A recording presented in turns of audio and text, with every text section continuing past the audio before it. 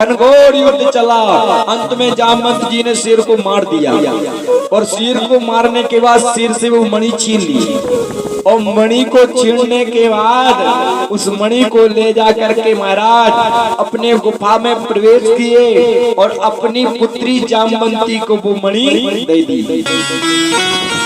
इधर सत्राजित ने अपनी पत्नी से कहा, हम प्रिय एक बात बताते हैं, तुम किसी से कहना नहीं। पत्नी ने कहा, बताइए स्वामी जी क्या कहना चाहते हो। तो सत्राजित ने कहा कि हमारे भाई को और आपके देवर को हमें लगता है कि द्वारकाधीश ने मरवा दिया। बोले क्यों? बोले हमारा भाई मणि पहन करके गया था मुकुट में और देवताओं ने कहा ये मणि द्वारकाधीश को दे दो, तो हमने मणि देने से इनकार कर दिया, तो हमें लगता है कि द्वारकाधीश ने मरवा दिया, तुम किसी से कहना नहीं। पत्नी ने कहा ठीक है। पत्नी जल लेने के लिए गई, महाराज जल को भरा, दूसरी स्त्रियां आई तो उन बहनों से कहा, बहनों तुम किसी से कहना नहीं, अगर कोई बात फैलाना है गांव में तो अपनी पत्नी से बता दो, बोला हुआ देने की जरूरत नहीं है। बोले अपनी पत्नी से बता दो, पूरी लोहारी में बात फैल जाएगी। धीरे धीरे अपने आप सबको पता, घर की बात बाहर क्यों जा रही है? बोले देवी जी बताती, हमारी जो घूंघट माता है वो सबसे कह आती है। बोले महाराज क्यों ऐसा होता? बोले इनको शराब है। जब महाराज युधिष्ठिर तिलांजलि दे रहे थे अपने भाइयों के लिए, गुरुजी के लिए, दादा भीष्म के लिए तिलांजलि दे रहे थे, तो माता कुंती ने कहा कि दानवीर कर्ण को भी तिलांजलि दो। तो महाराज युधिष्ठिर ने कहा दानवीर कर्ण को क्यों दे तिलांजलि, वो कौन है हमारे? तो कुंती जी ने कहा कि वो भी तुम्हारे बड़े भैया हैं, उनको भी जल दो, उन्हें भी पितरों में मिलाओ। तो महाराज युधिष्ठिर ने श्राप दे दिया कि हम श्राप देते हैं कि माताओं के मुख में कोई बात नहीं रुकेगी। तभी से आज तक नियम चला आ रहा है। बोले गांव में बात फैलाना तो अपनी पत्नी से बता दो। बोले साहब गांव में फैल जाएगी। जैसे ही सत्राजित की पत्नी ने कहा कि तुम किसी से बताना नहीं, हमें लगता है हमारे देवर को द्वारकाधीश ने मरवा दिया, तुम किसी से कहना नहीं। होते होते मैया, एक मैया ने दूसरी मैया से कहा, दूसरी मैया ने तीसरी मैया से, होते होते कानों कान बात पूरी द्वारकापुरी में फैल गई। पूरी द्वारकापुरी में हल्ला होने लगा कि बताइए द्वारकाधीश ने मणि के चक्कर में प्रसेन को मरवा दिया। होते होते बात पहुंचते पहुंचते भगवान के पास पहुंची, कन्हैया के पास। भगवान को दुख हुआ, बताइए हमें संसारिक किसी वस्तु से लोभ नहीं, संसारिक वस्तुएं तो महाराज हमारे अधीन है, हम संसारिक वस्तुओं के अधीन नहीं है। फिर भी हमें चोरी लगाई गई, फिर भी हमें चोरी का इल्जाम लगाया गया। भैया ये आज से नहीं, पहले से सनातनी चला आ रहा है। बोले कन्हैया ने कहा बताइए, हमारे मन में कोई भाव नहीं आया मणि के प्रति, न मणि हमें चाहिए, न मणि से हमें कोई लोभ, फिर भी हमें चोरी लगाई गई। बोले क्यों? चौथ का चंद्रमा देखा, भादो महीने के महाराज चौथ के चंद्रमा को देखा, तब चोरी लगी। और चोरी लगी तत्पश्चात तो कन्हैया जो है कहे कि हम निराकरण करेंगे, हम खोजेंगे कि मणि की चोरी तो हमें लगी और मणि किसके पास है, आखिर वो मणि कहाँ है, हम खोजेंगे, जरूर खोजेंगे। तो कन्हैया ने अपने सेवकों को लेवाया और लेवा करके महाराज मणि को खोजने के लिए चल दिए। भैया कई जगह खोजा, कई नगरों में खोजा, मणि नहीं मिली। चलते चलते अपने सेवकों के पास घनघोर जंगल में प्रवेश कर गए। जब जंगल में प्रवेश किए तो देखा कि इंसान की हड्डियां पड़ी हैं। उन इंसान की हड्डियों को देख करके, इंसान के ढांचे को देख करके भैया आगे बढ़े तो देखा कि एक शेर की भी हड्डियां पड़ी हैं, अस्थियां डली हैं शेर की। तो शेर की हड्डियों को देख करके कन्हैया आगे बढ़े। बोले ओहो, इधर तो भालू के पांव के निशान दिखाई दे रहे हैं। भालू के पांव के निशान के सहारे आगे चले, चिन्ह के सहारे आगे चले। तो चलते चलते एक बहुत बड़ी गुफा के पास पहुंचे और जैसे ही गुफा के पास पहुंचे तो अपने सैनिकों से भगवान ने कह दिया कि भैया तुम यहीं रुको, हम गुफा में जा रहे हैं और गुफा में हम प्रवेश करेंगे। अगर 17 दिन तक ना लौटे तो चले जाना, यहाँ से आप वापस चले जाना, हमारा इंतजार नहीं करना। और 17 दिन तक लौट आए तो साथ में चलेंगे, कोई बात नहीं। ठीक है। भगवान के सैनिक बाहर रुके और भगवान जैसे भैया गुफा में प्रवेश किए तो देखी जामवंती जी मणि के साथ खेल रही हैं, जैसे गेंद के साथ खेलते ना ऐसे। ओहो, भगवान ने कहा बताइए चोरी हमें लगाई गई और मणि किसी के पास और है। भगवान को क्रोध आए, बोले ओहो। भगवान ने कहा मणि हमें दे दो। जामवंती जी चिल्लाए, ओ पिताजी पिताजी, देखो कोई आया है और हमसे मणि छीन रहा है, हमसे मणि मंगा रहा है। जामवंती जी जो दौड़ती हुई गुफा में प्रवेश की, जैसी गुफा में प्रवेश की जामवंती जी तो जामवंत जी आ गए। ओहो, जैसी जामवंत जी आए, जामवंत जी ने कहा भैया कौन हो, कहाँ से आए हो, नाम बताओ, धाम बताओ, काम बताओ, किस कारण से आए हो, क्या नाम है, क्या धाम है, क्या काम है। भगवान ने कहा द्वारकाधीश ने नाम ना पूछो, हमें मणि दे दो जामवंत जी से। तो जामवंत जी ने कहा नहीं, मणि नहीं देंगे, मणि ऐसे ही नहीं मिल गई, मणि हमने बल पूर्वक प्राप्त की है, अगर तुम्हारे अंदर बल है तो हमसे युद्ध करो। कन्हैया ने कहा देखो भैया हम तो प्रेम से दे दो तब ले जाएंगे, युद्ध करके दोगे तब भी ले जाएंगे, मगर मणि लेके ही जाएंगे, ऐसे नहीं जाएंगे, काठी के युद्ध करो। कन्हैया ने कहा ठीक है, हम भी युद्ध के लिए तैयार। इधर से घनघोर युद्ध हुआ, जामवंत जी प्रहार करे कन्हैया के ऊपर और कन्हैया जी प्रहार करे जामवंत जी के ऊपर। युद्ध चल रहा है, युद्ध चल रहा है महाराज, ऐसे युद्ध चल रहा है। 1-2 दिन नहीं हुआ, 2-4 दिन नहीं हुआ, 10-12 दिन नहीं हुआ, 15-20 दिन नहीं हुआ, जैसे 19-20 दिन हो गए सैनिक वापस चले गए। बोले कन्हैया ने कहा था कि 16-17 दिन तक ना आए तो चले जाना। सैनिक वापस चले गए और जब वापस चले गए तो इधर घनघोर युद्ध चल रहा है। 15-20 दिन व्यतीत हो गए, 22-23 दिन हो गए, युद्ध चलते चलते महाराज 25 दिन बीत गए, 26 दिन बीत गए। जैसे ही 27वां दिन आया, 27 दिन तक युद्ध चला। कितने दिन तक? 27 दिन तक युद्ध चला जामवंत जी से द्वारकाधीश भगवान का। और जब 27वां दिन आया, कन्हैया ने कहा वे समाप्त करना चाहिए। ऐसे बनाया, मुट्ठी बांधी, के ऊपर प्रहार किया पीठ में, और जैसे प्रहार किया जामवंत जी के ऊपर, जामवंत जी का पूरा शरीर हल गया। ऐसे कंपान में ओहो, हमारी पूरी हड्डियों को हिला दिया, पूरे शरीर पर हिला के रख दिया। कौन हो तुम? साधारण पुरुष नहीं, साधारण मानव नहीं हो सकते, तुम तो कोई दिव्य हो। अपना दर्शन दो, अपनी लीला को दिखाओ, प्रभु नाम बताओ। भगवान ने कहा हम वही हैं जो तुम्हारे साथ रहे। बोले कौन? दर्शन कराओ। द्वारकाधीश भगवान ने जामवंत जी को दर्शन दिए। बोलो द्वारकाधीश भगवान की जय हो। और दर्शन देकर कहा जामवंत जी हम तुम्हारी इच्छा को पूरा करने के लिए आए। बोले जब राम अवतार हुआ हमने रावण से युद्ध किया, तो हमने जब युद्ध किया रावण को मारा तो आप हमसे कह रहे थे कि हमारी युद्ध की इच्छा पूरी नहीं हुई, हम किसी से युद्ध नहीं किए। तो हमने तुमसे कहा था राम अवतार में कि अभी तो हम मर्यादा से बंधे हैं, जब हमारा कृष्ण अवतार होगा तो हम तुम्हारी इच्छा को पूरा करेंगे।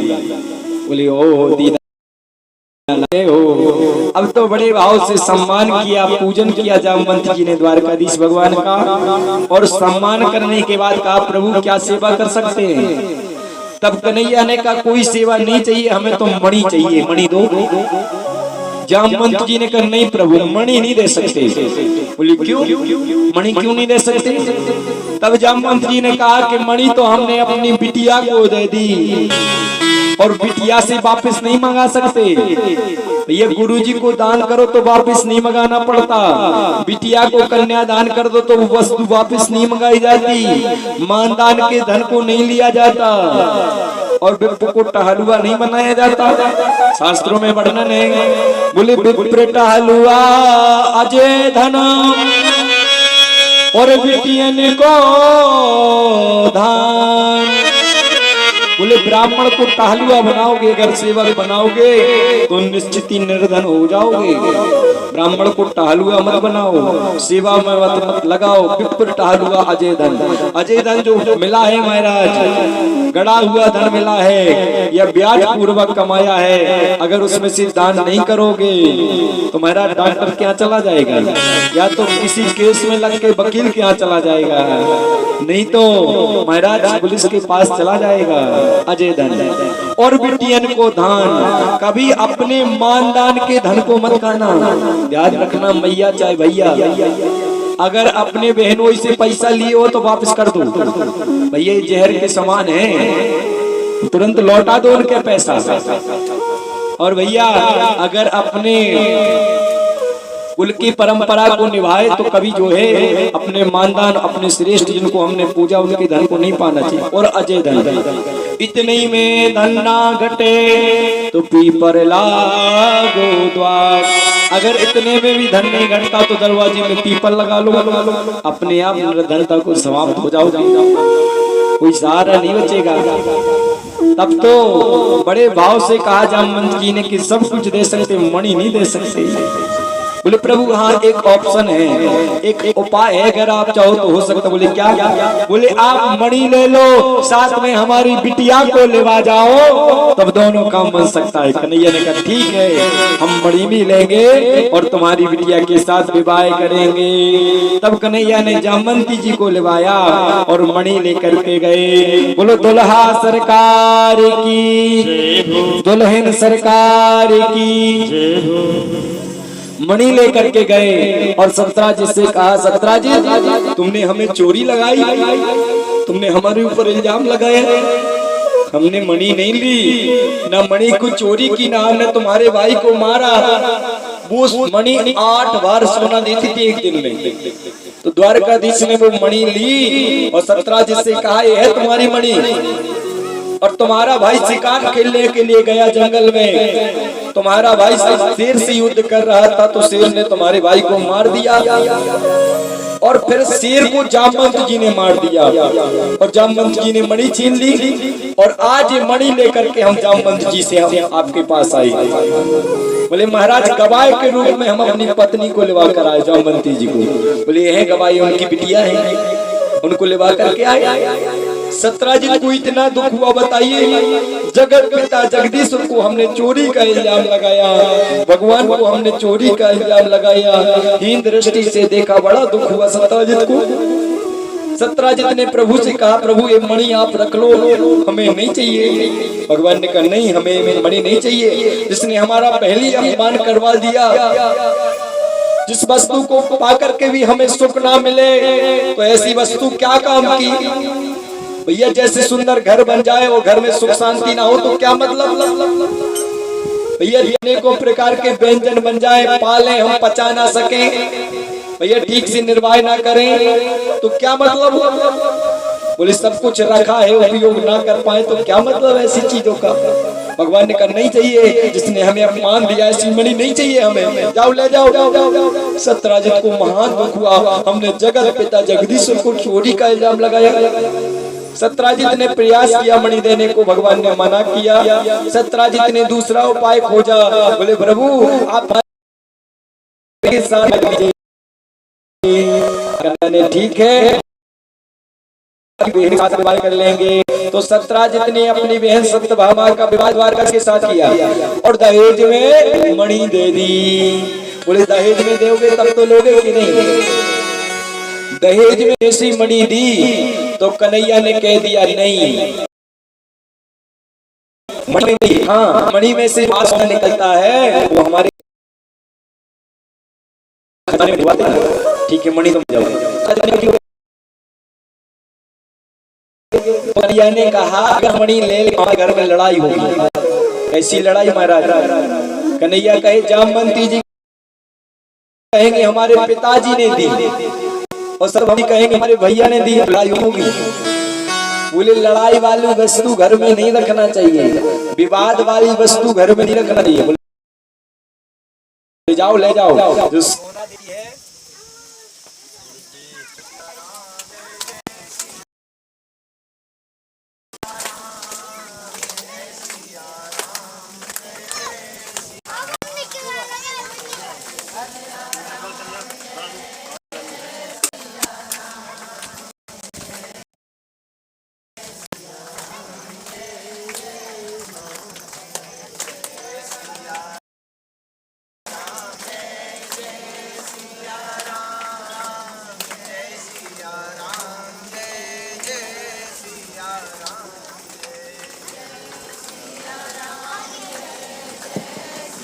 बोलो की जय हो। सतत ने मणि लिया और नित्य प्रति 8 वर्ष न बीते। पश्चात जी के साथ विवाह हुआ। अब तो भगवान अर्जुन के साथ मिलकर के भगवान जमुना जी के किनारे नैतिक न्याय आराधना कर रहे उनके लिए। बोले कात्यायनी माता की सुंदर भाव है। जो बिटिया सुंदर योग की पति की प्राप्ति करना चाहे कि सुंदर पति मिल जाए, योग पति मिल जाए तो क्या करना चाहिए? बोले उन्हें कात्यायनी माता का व्रत करना चाहिए, कात्यायनी माता की पूजा करना चाहिए। जो कुंवारी कन्या कात्यायनी माता का व्रत करती है उन्हें योग वर की प्राप्ति होती है। बोले कात्यायनी महामाये महायोगिनीश्वरी नंद गोप सुतम देवी पति में कुरुते नमः। बोले अपने घर में कात्यायनी माता की फोटो रख ले और कात्यायनी माता की फोटो के ऊपर जासुन का फूल चढ़ाए, उनकी पूजा करें तो योग वर की प्राप्ति होती, सुंदर दुल्हा मिलता है। और जैसे किसी लड़के का विवाह ना हो रहा हो तो उनके लिए भी उपाय है।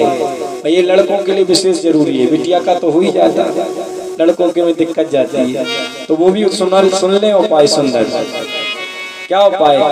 बोले दुर्गा सप्तशती का संपुट लगवा करके पाठ करवाएं पंडित जी से, तो उन्हें सुंदर पत्नी प्राप्त होती है। बोले पत्नी मनोरमाम देहि मनोव्रतानुसारिणी संसार सागरस्याम कुलोद्भवा। बोले इस संपुट लगवा कर पाठ करें दुर्गा सप्तशती के तो योग सुंदर पत्नी की प्राप्ति होती है।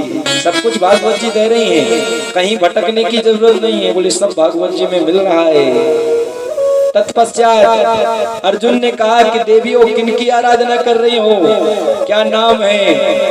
तो कालिंदी जी ने कहा कि हम सूर्य की पुत्री हैं और द्वारकाधीश को अपना पति रूप में मान चुके हैं, उनके लिए हम आराधना कर रहे हैं। अर्जुन गए और कन्हैया से कहा हे द्वारकाधीश, ये देवियां आपके लिए प्रार्थना कर रही हैं, इन्हें भी स्वीकार करो। कन्हैया ने कहा ठीक है, हम इनके साथ भी विवाह करेंगे। तत्पश्चात कन्हैया वहां से चले और चलते हुए महाराज गए कौशलपुर नरेश, जो उनके पास 7 बैला थे। कितने? 7 बैल। कौशलपुर नरेश का नियम था कि जो 7 बैलों को एक साथ नाथ दे उनके साथ हम अपनी बिटिया का विवाह करेंगे। तो कई राजा गए, कोई एक बैल